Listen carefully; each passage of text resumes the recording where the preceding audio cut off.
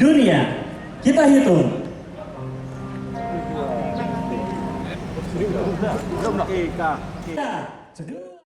Peringatan Hari Damai Aceh ke-19 tahun 2024 dipusatkan di Taman Bustanul Salatin, Banda Aceh, Kamis pagi 15 Agustus 2024. 15 Agustus tahun 2005 silam merupakan hari bersejarah bagi rakyat Aceh. Nota kesepahaman perjanjian damai antara Gerakan Aceh Merdeka atau GAM dan pemerintah Indonesia ditandatangani di Helsinki, Finlandia. Perjanjian itu menandai tanda berakhirnya konflik bersenjata yang berlangsung di Aceh. Namun sayangnya peringatan 19 tahun perdamaian Aceh kali ini tanpa dihadiri oleh orang-orang yang berpengaruh dalam mewujudkan perdamaian Aceh.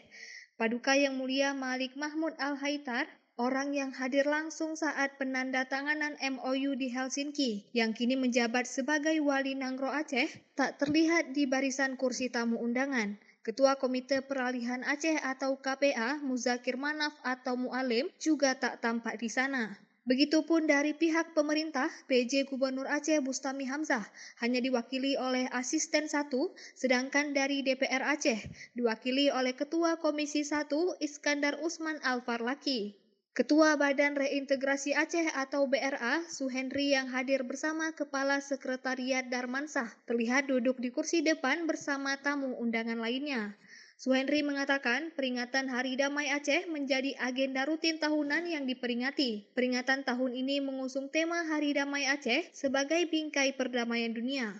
Suhendri menambahkan, peringatan tersebut bertujuan memperkuat perdamaian yang telah dicapai serta mendorong pemberdayaan ekonomi bagi para kombatan, tapol-napol, dan korban konflik. Selalu kita agendakan setiap tahunnya untuk penguatan perdamaian. Dalam hal itu kita juga mengupayakan pemberdayaan ekonomi kepada para kombatan yang mereka, tapol-napol, korban konflik dan itu dalam komponen dan nomenklatur kita.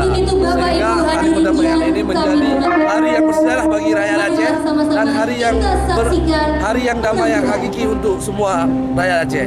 Itu mungkin harapan saya untuk Aceh yang ke depan lebih dari pemerintah pusat dan pemerintah daerah supaya ke depannya dibutuhkan dalam MOU ini terrealisasi secepat mungkin. Itu harapan saya. Itu hal sertifikat tanah yang kita berikan kepada kombatan di Aceh Jaya itu satu sertifikat tapi secara komunal, satu sertifikat untuk 100 penerima. Itu terdapat berapa kecamatan ya, tidak di satu titik. Satu orangnya untuk satu orang 2 hektar ya untuk para kombatan.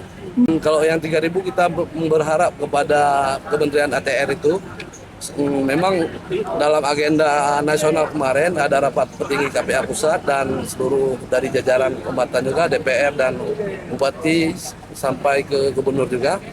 Kita berharap diberikan pada hari ini, tetapi mungkin ada yang belum terselesaikan, mungkin kita berharap secepatnya. PLH Asisten Pemerintahan Keistimewaan Aceh dan Kesejahteraan Rakyat Sekda Aceh, Yusrizal mengungkapkan rasa syukur yang mendalam atas nikmat perdamaian yang telah dianugerahkan kepada Aceh selama hampir 2 dekade. Yusrizal juga mengatakan, dengan waktu yang sudah cukup panjang ini, idealnya sudah banyak hal yang dicapai. Namun dirinya juga mengakui bahwa masih banyaknya kekurangan dan menjadi PR bersama untuk menyelesaikan. Nah, namun di sini memang kita akui masih terdapat tantangan-tantangan yang kita hadapi dan ini menjadi PR kita bersama untuk segera kita tuntaskan. Artinya dengan seiring dengan perjalanan waktu, apa yang menjadi komitmen awal dan juga apa yang menjadi target-target sejak awal perdamaian Aceh, pemerintah Aceh dan juga bekerjasama dengan pihak-pihak yang terkait, khususnya juga dengan Dewan, ini berusaha untuk mencapai target-target yang memang sudah menjadi komitmen sejak awal. Di antara hal yang agenda terdekat bagi kita adalah tantangan ketika memang dana otsus itu sudah berkurang. Nah, ini yang tadi sempat disinggung oleh dari KPA. Ketika kalau memang kita solid, berdaya bergerak secara bersama-sama, harusnya ini bisa kita dapatkan kembali dengan negosiasi atau juga komunikasi yang baik dengan pusat. Seperti apa yang sebelumnya kita dapatkan, terutama untuk dana otsus 2%, ini bisa dilanjutkan.